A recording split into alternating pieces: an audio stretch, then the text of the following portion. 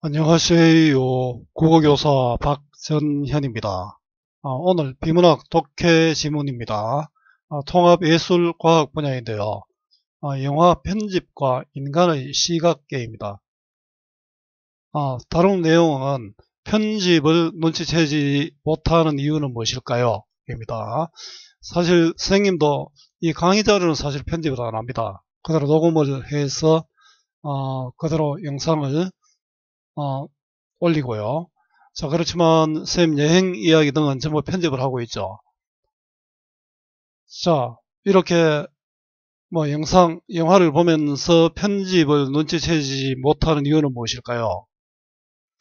저도 타임머신 타고 싶습니다. 지금의 제가 가진 영상 편집 기술만으로도 과거로 갈 수 있다면 제가 올리는 조잡한 영상도 멋진 예술이 될 수 있었을지도 모릅니다. 초기의 영화는 지금과도 상당히 달랐습니다. 그냥 하나의 장면만으로 이어지는 짧은 단일 쇼츠였습니다. 초기의 TV 드라마도 생방송이었다고 합니다. 배우들의 실수까지도 그대로 방송되었을 겁니다. 상상의 세계까지 마음대로 구현하는 지금의 영화나 드라마와는 많이 달랐습니다. 이것은 결국은 편집의 기술과 관련이 있을 겁니다. 그런데 우리들은 편집된 영상을 보지만 편집된 것을 인식하지 못합니다. 왜 그럴까요? 그것은 인간의 시각계와 관련이 있습니다. 인간의 시각계가 편집된 부분을 자연스럽게 받아들이는 이유를 밝히는 영화의 편집과 인간의 시각계입니다. 자, 초기의 영화는 편집이라는 개념이 없었고 오직 하나의 숏만 있었습니다. 자, 숏은 한 번의 연속 촬영으로 찍은 장면입니다.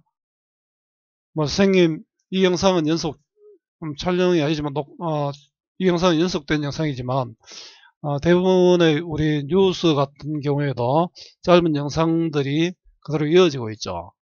옛날에는 아주 간단한 있습니다. 자, 에디슨이나 루미에르 형제가 만든 영화들은 대부분 1분 미만이었다.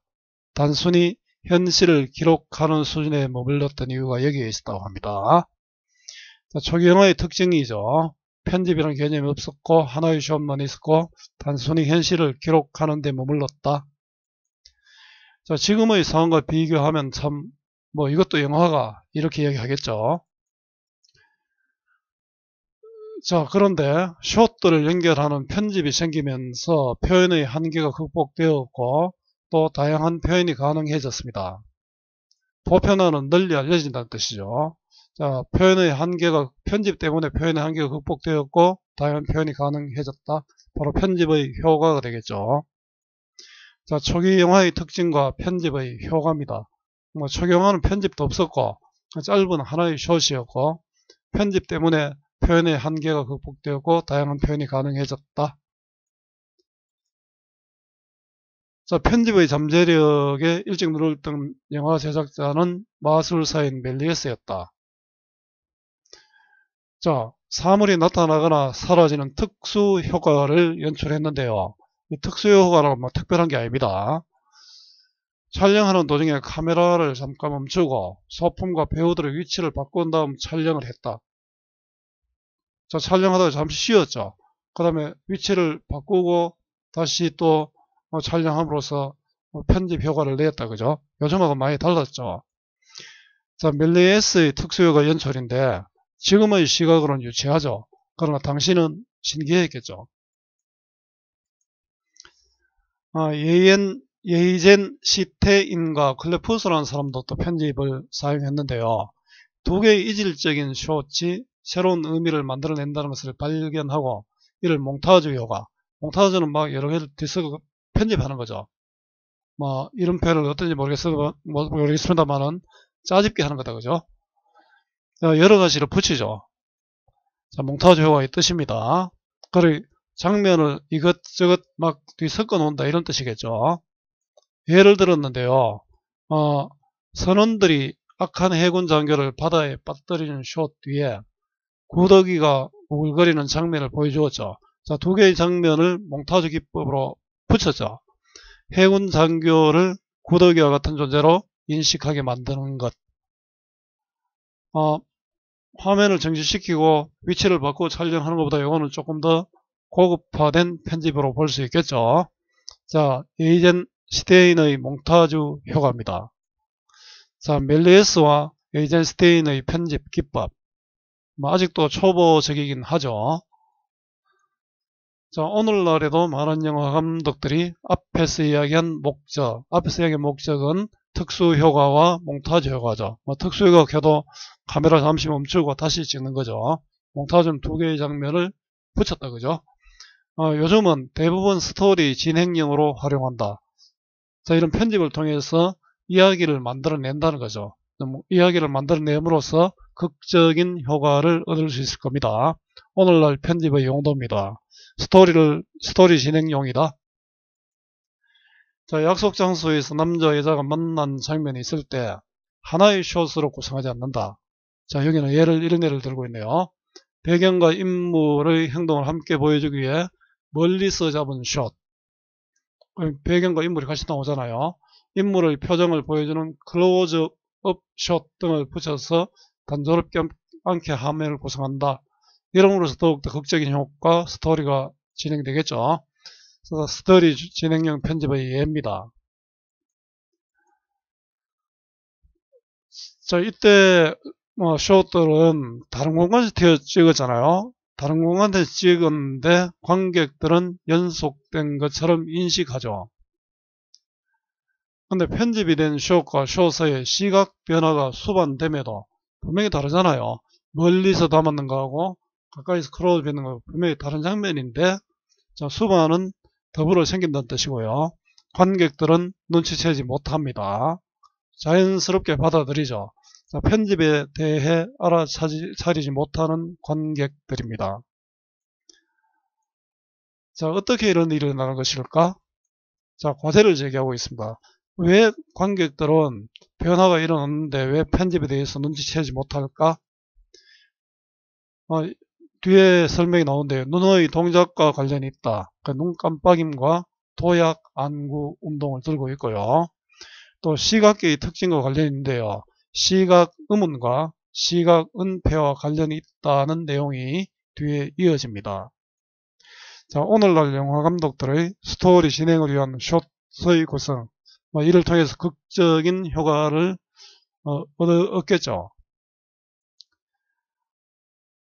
자, 인간은 시각 활동 중에 편집이 숨어들 수 있는 순간으로 첫 번째 생각할 수 있는 것은 편집이 숨어들었는데, 숨어들었다는 것은 편집을 모른다는 뜻이죠. 눈을 감는 순간, 눈 깜빡임이죠. 인간은 1분에 15, 30번씩 눈을 깜빡이는데 한 번 깜빡일 때마다 0.1초 동안 간극이 생긴다. 그럼 어차피 인간은 눈을 깜빡이기 때문에 연속된 동작을 다 모르죠. 그 영화의 편집도 깜빡이는 순간에 넘어갈 수 있다, 이런 뜻이죠. 자, 그래서 편집을 눈치채지 못한 이유가 눈 깜빡이입니다. 이렇게 설명하는 것이죠. 또 다른 성분, 도약 안구 운동. 자, 도약 안구 운동은 우리 어떤 것이 시각적인 자극이 있을 때 안구 운동은 특정 응시점에 고정되어 있다가 다른 응시점으로 도약하듯이 빠르게 일어난다. 자, 우리 어떤 변화가 있을 때 앞에서 쭉 보고 있다가 갑자기 위로 탁 올라가죠. 그걸 화면이 변해도 눈이 빠르게 움직이는 도약 안구 운동이 있기 때문에 변한 것을 눈치채지 못한다, 이런 뜻이다, 그죠? 자, 도약은 위로 솟구친다는 뜻이고요. 자, 도약 안구 운동은 초당 3, 4회 정도 일어나는데요. 도약 안구 운동을 하는 동안 편집된 부분을 잘 인식하지 못할 수 있다는 것입니다. 도약 안구 운동이 눈 깜빡임보다 훨씬 많죠. 눈 깜빡이면 1분에 15, 30회인데 도약 안구 운동은 초당 3, 4회 정도죠. 자, 눈 깜빡임과 도약 안구 운동 때문에 편집을 인식하지 못한다고 주장하는 거죠. 근데 여기도 이제 한계가 있습니다. 그러나 모든 관객이 동시에 눈을 깜빡이거나 도약 안구 운동을 하는 것이 아니므로 모든 관객이 동시에 이러지 않잖아요. 어떤 사람은 뭐 편집된 장면 보고 있을 수도 있고 그렇잖아요. 자, 영화에 삽입된 수많은 편집의 흔적을 숨기는 것에 대해 완전한 설명이 되지 못한다. 그 사람들은 전부 편집을 눈치채지 못하고 영화를 봅니다. 그죠? 눈 깜빡임과 도약 안구 등으로 편집을 인식하지 못하는 것을 설명하기 부족하다. 자, 편집을 인식하지 못하는 이유에 대한 가설로서 눈 깜빡임과 도약 안구 운동입니다. 근데 근본적으로 설명할 수 없었죠. 자, 그래서 자, 다음에 나오는 내용은 인간의 시각 정보 처리 과정입니다. 자, 뒤에 나오는 내용을 선생님 표로 한번 정리해 봤는데요. 먼저 망막의 시각 세포에 어떤 사항이 맺히죠. 그러면 전기적 신호 변환이 일어납니다. 그 전기적 신호 변환이 일어나면 시신경망을 통해서 자, 후두엽 시각 피질로 갑니다. 자, 망막 시각세포에서 전기적 변환이 일어나면 시신경망을 통해서 후두엽 시각 피질로 가는데요. 자, 이 후두엽 시각 피질은 분석 후 뇌영역으로 또 보냅니다. 그 뇌영역으로 보내는데 두 가지 방향으로 갈라집니다. 두정엽과 연결된 배측 경로가 있고요. 측두엽과 연결된 복측 경로가 있습니다. 그런데 두정엽과 연결된 배측 경로에서는 공간 정보를 처리하고요. 측두엽과 연결된 복측 경로에서는 색깔과 형태 정보를 처리합니다. 자, 이렇게 처리된 정보들이 독립적으로 움직이는 게 아니고, 자, 두 경로가, 배측 경로와 부측 경로가 통합되어 그 공간 정보도 또 색깔과 형태 정보도 함께 처리해서 표상을 형성하게 됩니다. 이러한 인간의 시각정보 처리 과정과 과정으로 통해서 영화의 편집을 설명할 수 있다. 인간의 시각의 특징에 대해서 한번 정리해 봤는데요. 그래서 이 지문이 예술과 과학의 통합이라 했잖아요. 이건 바로 과학적인 시각계의 분석이죠. 자, 지금 선생님이 정리한 내용을 글로 쭉 적어놨는데 간단히 한번 보겠습니다. 인간의 시각 정보를 처리하는 방식은 자, 안구에 들어오는 시각 신호가 망막의 시각 세포에서 전기적 신호로 변환된다 했죠. 자, 시신경망을 통해서 후두엽이 위치한 시각 피질로 가는데요. 시각 피질은 물체의 모양이나 위치, 운동 상태 등을 분석하여 정보를 다양한 뇌영역으로 보냅니다. 두 가지가 들어왔죠. 뇌영역으로 가는 경로는 두정엽과 연결된 배측 경로, 측두엽과 연결된 복측 경로로 가는데요. 배측 경로는 공간에 대한 정보를 주로 처리하고 복측 경로는 사물의 색깔과 형태에 관한 정보를 주로 처리합니다. 근데 이 배측 경로, 복측 경로는 따로 작용하는 게 아니고요. 작용은 형상을 일으킨다는 뜻이고요. 측두엽에서 처리된 청각 정보나 두정엽에서 처리된 체감각 정보 등과 통합되어 하나의 표상을 형성한다. 표에서 정리한 내용 그대로다, 그죠? 자, 인간 시각 정보의 처리 과정입니다. 자, 그런데 인간의 시각계는 우리 카메라는 디지털 카메라를 들었는데요. 디지털 카메라와는 달리 뇌의 사고 활동과 밀접한 관련이 있고요. 운동계와 연결되어 반응 행동으로 이어집니다. 카메라는 당연히 빛을 있는 그대로 받아들이죠. 자, 인간의 시각계는 뇌의 사고 활동 또 운동계와 연결되어서 반응 행동으로 이어집니다. 자, 여기 어떤 반응이 있을까요? 자, 인간의 시각계는 뇌의 활동과 밀접한 관련 운동계와 또 연결되어 있다, 이런 뜻입니다. 자, 인간 시각계의 특징과 정보 처리의 과정입니다. 자, 시각계의 특성을 바탕으로 영화 편집을 설명하는 방법으로 시각 은폐가 있습니다. 자, 시각계의 특성으로 편집을 설명한 두 가지 방법은 시각 은폐와 또 시각 의문이 있습니다. 자, 시각심리학자 혹버그는 인간이 사물을 인지하는 과정에서 시각 의문을 형성하는 과정이 포함되고 있다고 했습니다. 자, 시각 은폐와 시각 의문이 있는데요. 자, 무엇을 보았을 때 의문을 품게 된다는 그런 뜻이죠. 자, 공이 구르는 걸 보았을 때, 다른 사람의 시선을 보았을 때, 사람들은 의문을 품게 됩니다. 이 공은 어디로 갈까 이런 생각을 하게 되죠. 시각 의문은 예측과 밀접하게 관련이 되어 있고요. 어디로 가지? 저쪽으로 갈 거다 이렇게 예측할 수 있죠. 시각계는 가장 개연성 높은 결과를 기대합니다. 앞에 어떤 장면을 보면 그 다음에 그 장면이 이어진 어떤 결과를 기대하고 있죠. 그렇기 때문에 우리가 편집을 눈치채지 못할 수 있다 이런 뜻이죠. 자, 시각 의문의 사례와 성격이 되고요. 자, 시각 의문이 제기되는 숏 뒤에 답을 주는 숏을 연결하면 관객은 무엇인가를 눈에 뭔가 앞에 어떤 장면을 봤을 때는 이런 것을 기대하고 있잖아요. 그런 장면이 나오면은 관객들은 편집된 부분을 자연스럽게 받아들이게 된다는 것이 시각 의문입니다. 자, 시각 의문과 편집의 수용이고요. 자, 시각 은폐는 시각 변화를 탐지하기 어렵게 만들기 위해 다른 시각 요소나 감각 변화들을 동반시키는 것이다. 자, 이건 쉽게 말하면 속임수를 쓴다는 거죠. 마술사가 손 속에 뭔가 숨기기 위해서 수건을 탁 가리면 수건을 딱 보는 순간 뭔가 속임수를 쓰는 이런 장면을 생각해 보면 되겠습니다. 자, 시각 은폐의 뜻입니다. 자, 우리 뇌가 자극을 인지할 때 입력된 많은 자극 중에 의미 있는 고차적 메시지를 분류하여 필요한 것만 기억할 수 있도록 하는 선택적 주의와 관련이 있다. 내가 보고 싶은 것만 본다는 거죠. 자, 뇌는 모든 것이 아니라 선택된 것만 의미 있는 것으로 인식한다는 것입니다. 화면에 시선을 끌 수 있는 특이한 것이 있으면 시각계는 그것을 의미 있는 것으로 판단하기 때문에 다른 변화들은 사소한 것으로 처리하여 잘 인식하지 못한다는 것입니다. 이게 시각은폐입니다. 시각은폐의 과정이고요. 자, 편집을 인식하지 못하는 이유에 대한 것을 시각의문과 시각은폐입니다.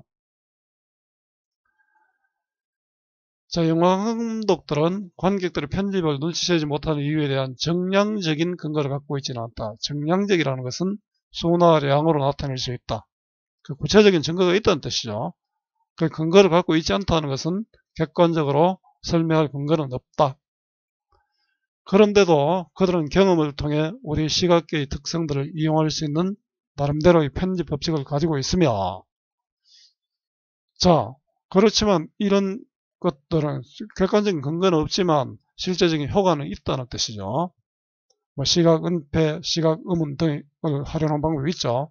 감독들이 편집을 이용하는 방법입니다. 그죠? 관객들에게 들키지 않고 능수능란하게 영화적 표현을 하고 있다.